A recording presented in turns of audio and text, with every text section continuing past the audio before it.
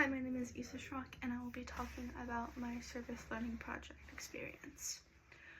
I volunteered at St. Vincent de Paul, specifically their Dream Center, which is located in their dining hall. And it is an area for kids to come in, kids ages from 3 to 17, so there's a wide variety of kids, and there's normally around, I'd say, 30-ish kids in the span of 2 hours that come and go if they want. And it's just a way for kids to relax, be kids, have fun. They can play with Legos, they can color, they can make crafts that we have for specific days.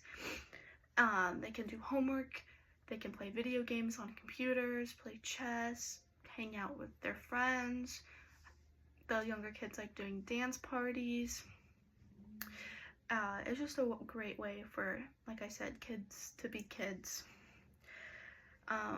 There is like a smaller area for the little kids, so from like 3 to 5, so they don't have to worry about the older kids, and they have more of age-appropriate toys and crafts for them as well.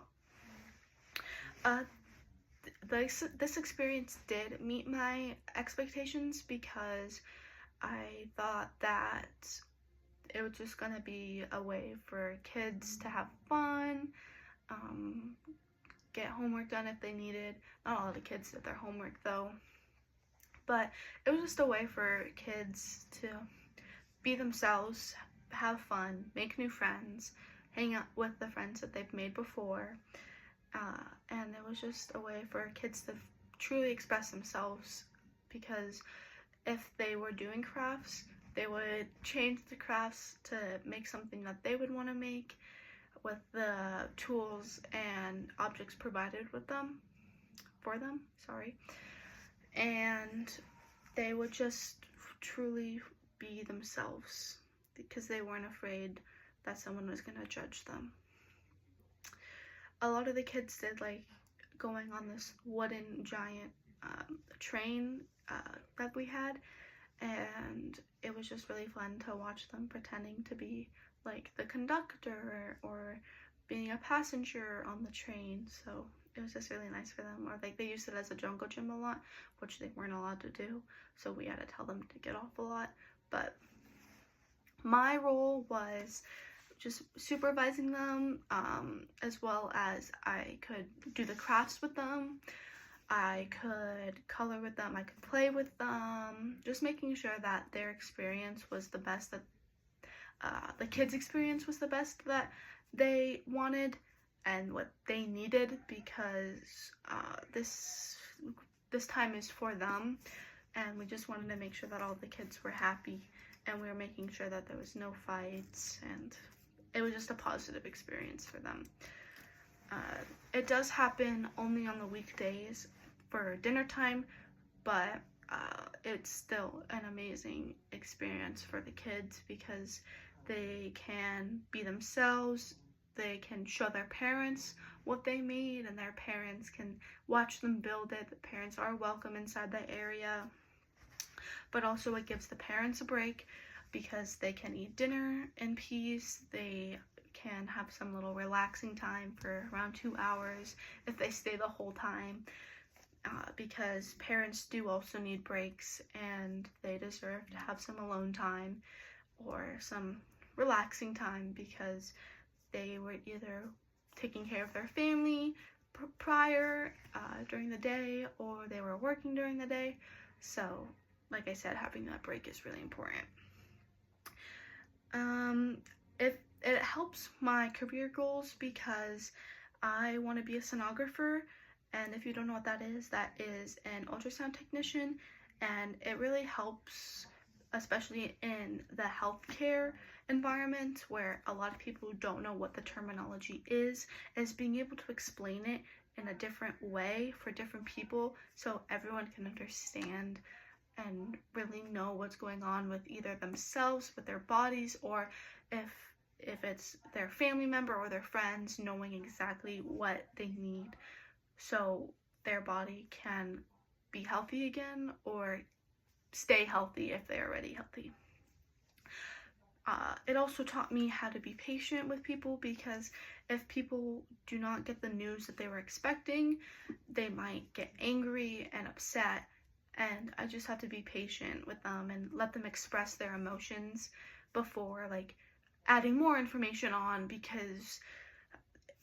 hearing bad news can be really difficult for people, especially if it's for them or their family members. So being able to be patient and really understand that it is okay for them to be feeling upset, it is okay for them to have anger, it is okay for them to cry,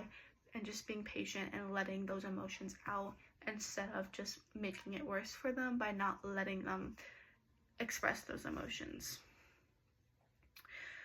The professionals that do work there and I had the same passion of working with the kids, because we want to make sure that the kids feel comfortable and safe with teachers, with nannies, or any other adults that aren't just their parents, because sometimes, especially with the communities and the households that are struggling, they cannot get the best amount of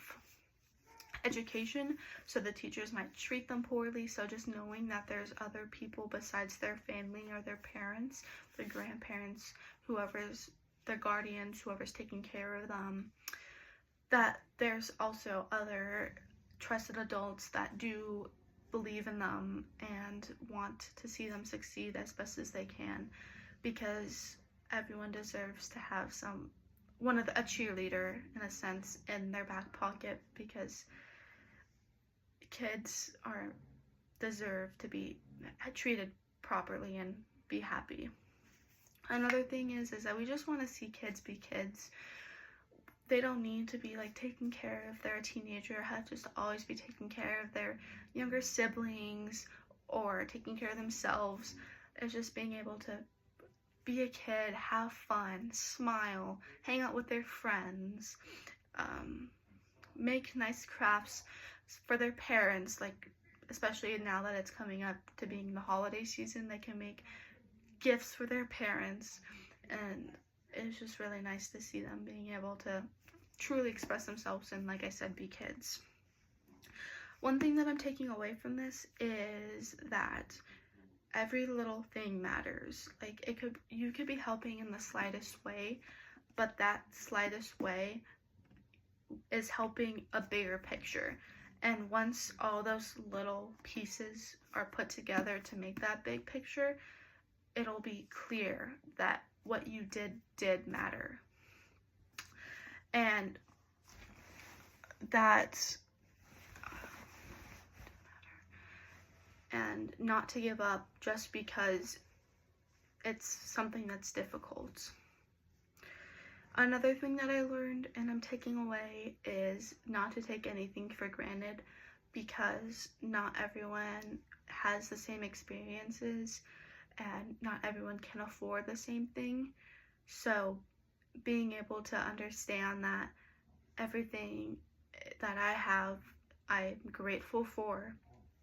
and also just being able to give away things that I don't need and not just throwing them away because I don't need them anymore. Someone else can use them and they'd be grateful for it. Even though I think it's a trash, it's another person's treasure. Because of my service learning, I'm going to be more understanding to others and being able to be more compassionate, because like I said, we never know what other people are going through. So being able to understand that they're not mad at me, they're mad at the situation that they had, or they're just upset that today hasn't been the best day for them, and being able to help calm them, tell them that it's going to be okay, tell them that they're going to get through it, and tell them just to keep on pushing, because there is going to be a good day coming forward, and that there is always going to be a rainbow after a rainy day, or there's always going to be a sunny day after a rainy day. And there's always a positive that's coming after a negative. But Thank you so much for listening, and this is my surface learning project.